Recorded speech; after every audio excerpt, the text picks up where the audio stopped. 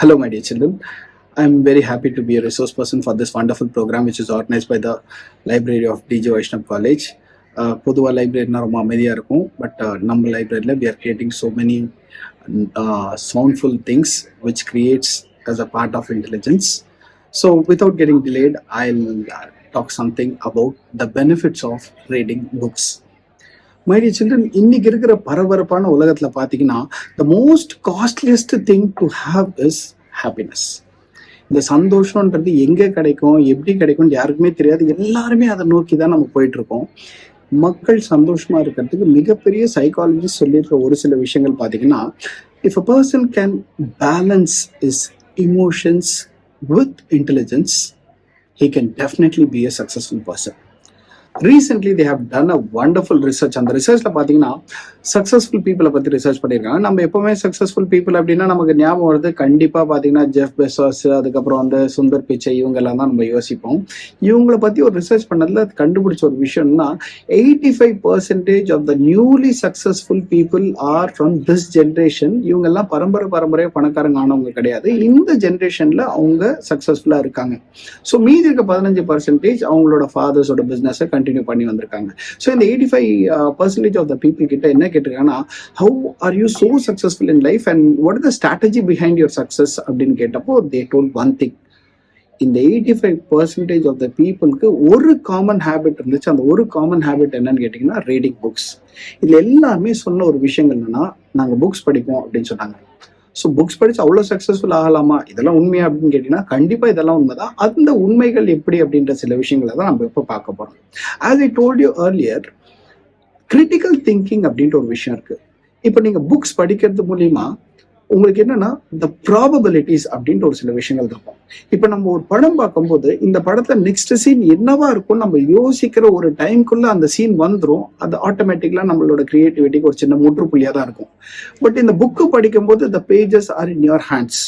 நீங்க எந்த பேஜ் போகணும், எந்த பேஜ் போக வேண்டாம் நீங்களால டிசைட் பண்ண முடியும்.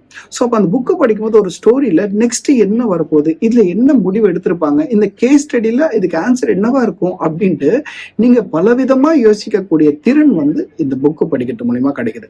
இன்னைக்கு நம்ம இருக்கிற இந்த ஃபாஸ்ட் வேர்ல்ட்ல வந்து நீங்க கேள்வி கேட்கறதுக்கு முன்னாடியே ஒரு பதில வந்து சாட் ஜிபிடி பிளஸ் நிறைய ஆர்டிபிஷியல் இன்டெலிஜென்ஸ் கொடுக்குது. உங்களை யோசிக்கிற திறன் வந்து கம்மியாயிடுச்சு. 10x10 எவ்வளோ அப்படின்னு தெரிஞ்சுக்கிறதுக்காக நம்ம என்ன பண்றோம், கூகுள்ல கால்குலேட்டர் யூஸ் பண்றோம். அப்புறம் நம்ம வீட்டுக்கே போறதுக்கு நம்ம வழியை கண்டுபிடிக்கிறதுக்காக ஜி மேப்ஸ் யூஸ் பண்றோம். ஸோ இதெல்லாம் தாண்டி உங்க மூளையை யூஸ் பண்றதுக்கான ஒரு முக்கியமான கருவியா இந்த புக் ரீடிங் அப்படின்ற ஒரு முக்கியமான விஷயம் இருக்கு.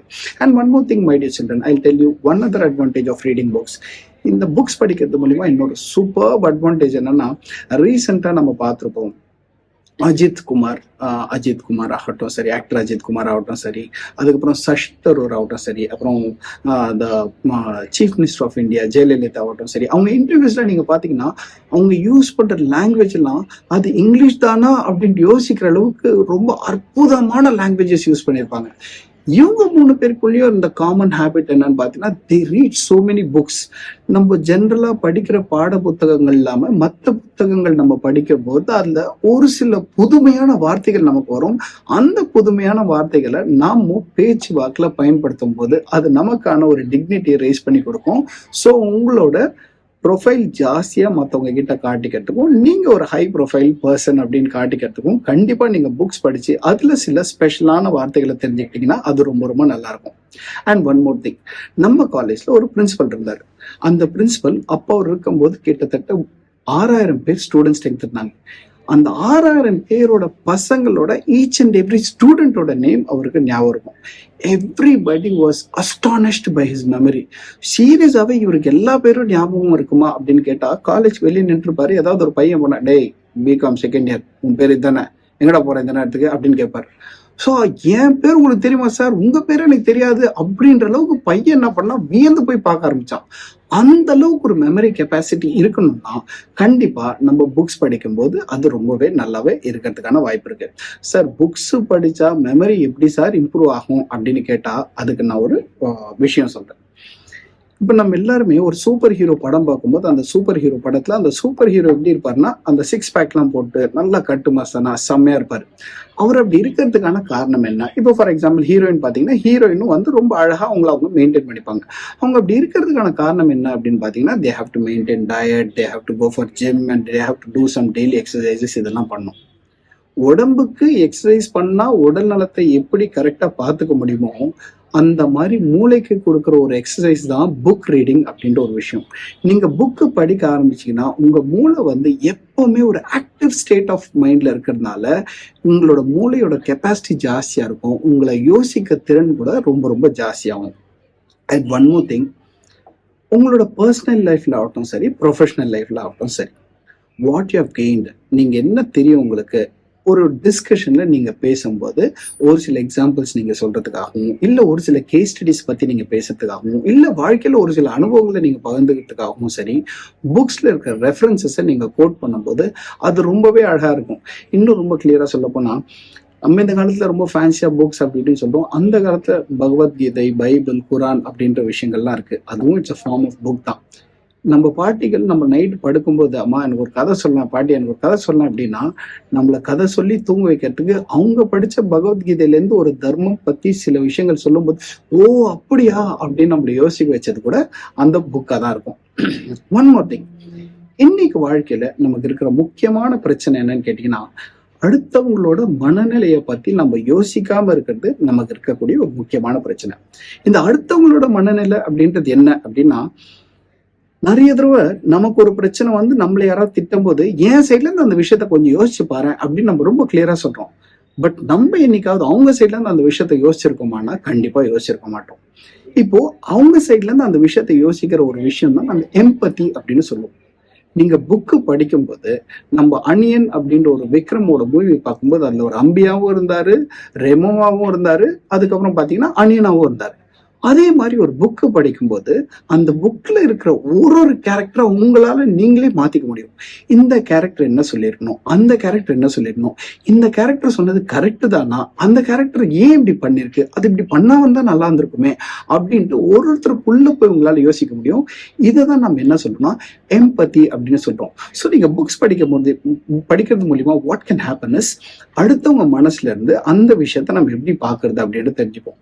இது நம்மளோட பர்சனல் லைஃப்க்கும் சரி, ப்ரொஃபஷனல் லைஃப்க்கும் சரி, நம்மளோட இல்லற வாழ்க்கைக்கும் சரி, நம்ம பையன் நம்மள எடுத்து பேசுறான், இல்ல வீட்டுல ஏதாவது பிரச்சனை வருது, இல்ல அம்மா நம்மள திட்டுறாங்கன்னா ஒரு செகண்ட் அவங்க சைட்ல இருந்து அந்த விஷயத்த பாக்குறதுக்கு இது நமக்கு ரொம்பவே ஹெல்ப்ஃபுல்லா இருக்கும். இதுவும் வந்து ஒரு முக்கியமான பெனிஃபிட் அப்படின்னு சொல்றோம்.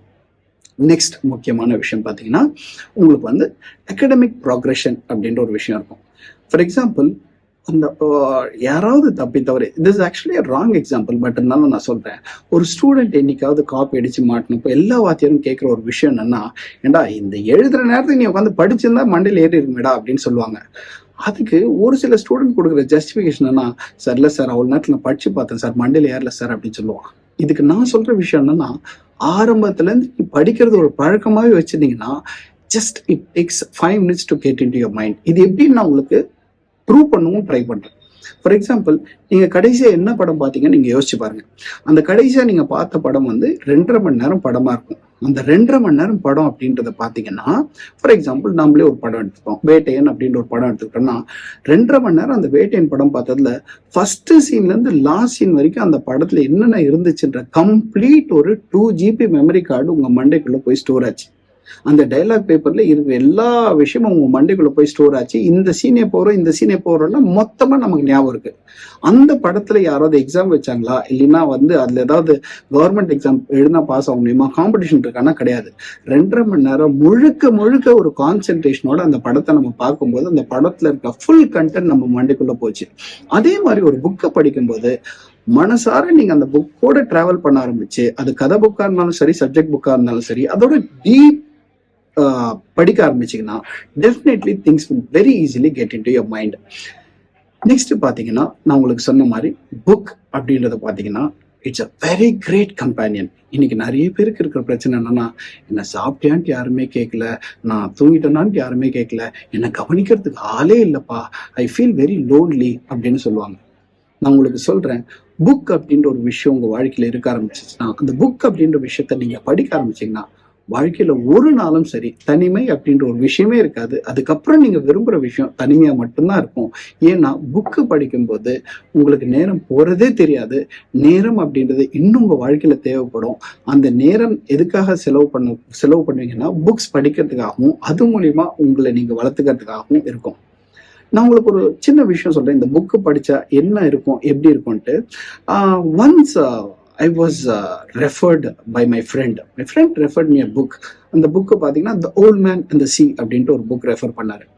நான் கேட்டேன், what is the story is all about அப்படின்னா, it is just about a sailing story தான். Old man will be sailing in the sea அப்படின்னாரு. I thought how it is going to make sense. The old man there is no நம்ம எதிர்பார்க்குற மாதிரி இதில் பயங்கர friction அதெல்லாம் எதுவுமே இல்லை, இது எப்படி இருக்க போகுது அப்படின்னா, இல்லை ஜஸ்ட் இது வந்து ஒசாமா பின் லேடன் அவர் சாகிறதுக்கு முன்னாடி படிக்கணும்னு நினைச்ச புக்கு அப்படின்னு சொன்னா, ஐயோ அப்படியா, சரி ஓகே படிச்சு பார்க்கலாம் அப்படின்னு சொல்லிட்டு நான் என்ன பண்ணேன், சார் ஃபார்மாலிட்டிக்கு ரொம்ப க்ளோஸ் தெரிஞ்ச ஃப்ரெண்டாச்சு ஒரு பேஜ் படிக்கலாம்னு சொல்லிட்டு அந்த ஒரு பேஜ் நான் படிக்கணும்னு நினச்சேன். நான் அந்த ஒரு பேஜ் தான் படிக்கணும்னு நினச்சி ஆரம்பித்தேன். பட் அந்த புக்கோட கடைசி பக்கத்தை மூடுற வரைக்கும் என்னால் வேற ஒரு வேலையை செய்ய முடியல. அந்த புக்கில் என்னன்னா, ஒரு வயசானவர் அவரை நிறைய பேர் வந்து இனிமேல் நீ வாழ்ந்த பிரோஜனம் கிடையாது, உன்னால் எதுவுமே பண்ண முடியாது அப்படி இப்படின்னு சொல்லும்போது ஒரு சின்ன ஒரு படகு எடுத்துட்டு கடலுக்குள்ளே போயிடுவார். அவரோட எய்ம் என்னன்னா, என்னாலையும் முடியும், நான் நிரூபிக்க போறேன்னு சொல்லிட்டு ஒரு மீனை பிடிச்சிட்டு வரேன்னு போவார். அவர் எவ்வளோ தூரம் போறாரோ அவ்வளோ பெரிய மீனை பிடிக்க முடியும்னு நினச்சிட்டு போவார். அப்போ அந்த ஆத்தர் எவ்வளோ பியூட்டிஃபுல்லாக எழுதியிருப்பாருன்னா, நீங்க பக்காவா பயங்கரமா வெயில் அடிக்கிற ஒரு இடத்துல உட்காந்து அந்த புக்கை படிச்சுக்கிட்டே இருந்தீங்கன்னா, அந்த செயலர் வந்து அப்படியே அந்த கடலுக்குள்ள போகும்போது அந்த மழை அடிக்குது, காத்து வருது, ரொம்ப குளிரா ஃபீல் பண்றான், அவனுக்கு சாப்பிட்றதுக்கு எதுவுமே இல்லை, ரொம்ப நடுங்குது அப்படின்னு சொல்லி நீங்க பார்த்துக்கிட்டே இருக்கும்போது உங்களுக்கு அந்த வெயில்ல உங்களுக்கு தெரியாம குளிர ஆரம்பிக்கும். அந்த வயசானவருக்கு ஒரு மீன் கிடைக்கும், அது அப்படியே கிடைச்சது, அது அப்படியே நழுவி போகுது அப்படின்னும் போது, ஐயோ பிடிச்சிட்டா நல்லா இருக்கும், ஐயோ கொஞ்சம் ட்ரை பண்ண முன்னா முடியும் அப்படின்னு நீங்க நம்ம புக்கை படிச்சுட்டு அந்த வயசானவரை என்கரேஜ் பண்ணிட்டு இருப்போம். புக் அப்படின்றது அவ்வளோ அற்புதமான ஒரு விஷயமா இருக்கும். இப்ப கடைசியா எல்லாருக்கும் இருக்கக்கூடிய ஒரு சாதாரண விஷயத்த பத்தி சொல்லிடுறேன். நமக்கு ஒரு சின்ன பிரச்சனை இருக்கும். சார் நீங்க சொல்ற மாதிரி புக்கு படி அப்படின்னு சொல்றது ரொம்ப ஈஸி தான், பட் உட்காந்து படிச்சு பார்த்தாதான் அது ஒரு கஷ்டம் தெரியும். நானும் சரி நிறைய பேர் சொன்னதுக்காக புக் எடுத்து பார்த்தேன், நான் ஒரு 2 பேஜ் படிச்சேன் சார், என்னால முடியல சார் அப்படின்னு சொல்றதுக்கான வாய்ப்பு இருக்கு. இதுல என்ன விஷயம்னா, ஒரு குட்டி குழந்தை ஹுசைன் போல்ட்டை பார்த்து நானும் ஒலிம்பிக்ல ஓடுறேன் அப்படின்னு சொன்னா அது ரொம்ப ரொம்ப கஷ்டமாயிடும். அந்த குட்டி குழந்தை ஃபர்ஸ்ட் கிராலிங் ஸ்டேஜுக்கு இருக்கணும், அதுக்கப்புறம் எந்திரிச்சு கொஞ்சம் நடக்க ஆரம்பிக்கணும், அதுக்கப்புறம் தான் ஓடுறத பத்தி யோசிக்கணும். நீங்க புக்கு படிங்க அப்படின்னு சொன்னோன்னா திடீர்னு ஒரு பெரிய ஃப்ரிக்ஷன் ஸ்டோரிஸோ இல்லைன்னா பெரிய இன்வெஸ்டிகேஷன் ஸ்டோரிஸோ இல்லை ஷிட்னி ஷெல்டன் ஸ்டோரிஸோ எடுத்து பார்த்தீங்கன்னா அது கொஞ்சம் ட்ரையாக இருக்கிறதுக்கான வாய்ப்பு இருக்கும். 2 பேஜ்ல இருக்க கதை புக்ஸு இல்லை ஒரு 3 பக்கத்தில் இருக்க ஒரு சின்ன சின்ன கேஸ் ஸ்டடிஸு அந்த மாதிரி ஏதாவது ஒரு சில விஷயங்களை ஸ்டார்ட் பண்ணீங்கன்னா ரொம்ப ரொம்ப நல்லா இருக்கும். அது மூலியமா நீங்க நெக்ஸ்ட் லெவலுக்கு போயிட்டு பெரிய பெரிய புக்ஸை படிக்க ஆரம்பிக்கலாம். அது ரொம்ப நல்லா இருக்கும். And finally my dear children, I want to tell you something. எனக்கு இந்த புக்ஸோட எப்படி ஒரு உறவு ஏற்பட்டுச்சு அப்படின்ற விஷயத்த நான் உங்ககிட்ட சொல்றேன். ஜென்ரலா பாத்தீங்கன்னா இந்த புக்ஸ் அப்படின்றது யாராவது எடுத்து கையில வச்சுட்டு படிக்கும்போது நம்ம யோசிப்போம், சிம்பிளா ஜாலியா அப்படியே பயங்கரமா இவர் வந்து அப்படியே சொஃபிஸ்டிகேட்டடா அப்படின்ற மாதிரி நம்ம யோசிப்போம். நானும் அந்த மாதிரி தான் என்ன பண்ணேன், ஒரு காலத்துல ட்ரெயின்ல போயிட்டு இருக்கும்போது என் பக்கத்துல ஒரு நபர், நாங்கன்னா ட்ரெயின்ல போயிட்டு இருக்கும்போது வெளியில பார்த்து சிரிச்சுக்கிட்டு விளையாட்டு அதெல்லாம் பண்ணிட்டு இருந்தோம். என் பக்கத்துல ஒரு நபர், அவர் என்ன பண்ணாருன்னா ஒரு புக்ல சென்டர்ல ஒரு பேஜை வச்சுட்டு அப்படி மூடிட்டு எங்களை பார்த்துக்கிட்டே இருந்தாரு. அப்போ அவர் பார்த்துட்டு நாங்கள் என்ன பண்ணோம், திரும்பிட்டோம். எங்களை ஒரு கூப்பிட்டு நான் வந்து புக் வச்சுட்டு சீன் போட்டிருந்தான்னு நினைக்கிறீங்க அப்படின்னாரு. சார் அப்படிலாம் நாங்கள் எதுவும் நினைக்கல சார். இல்லை சார், நாங்கள் சும்மா தான் சார் உங்களை பார்த்தோம். இல்லைப்பா, நீங்கள் என்னைக்காவது ஒரு நாள் இந்த புக்கை கொஞ்சம் சீரியஸாக நான் சொல்றேன்றதுக்காக இல்லாமல் நீங்கள் ஏதாவது படிக்க முடியுமான்னு ட்ரை பண்ணி பாருங்க. அதுக்கப்புறம் உங்களுக்கு எப்படி இருக்கும்னா, இதை நல்லா படிச்சதுக்கு அப்புறம் யார் எப்படின்னு நினைச்சாலும் சரி, இந்த புக்கு படிக்கிறதுனால எனக்கு ஒரு சந்தோஷம் கிடைக்குதுன்னு யோசிப்பீங்க அப்படின்னு சொன்னார். And one more thing my dear children, வாழ்க்கையில படிக்காதவங்களும் முன்னேறலாம் அப்படின்ட்டு ஒருத்தன் சொன்னோம்னா அதுக்கே கூட அவன் படிச்சுதான் இருக்கணும். So what I'm trying to tell you is, reading books will make your life so happier, so meaningful, so intelligent, emotionally stable. And once if you read books and if you know many things, you can handle each and every situation in a very successful way, and you can handle people around you also in a very successful way. Be happy and share happiness and read books, my dear children. Thank you all.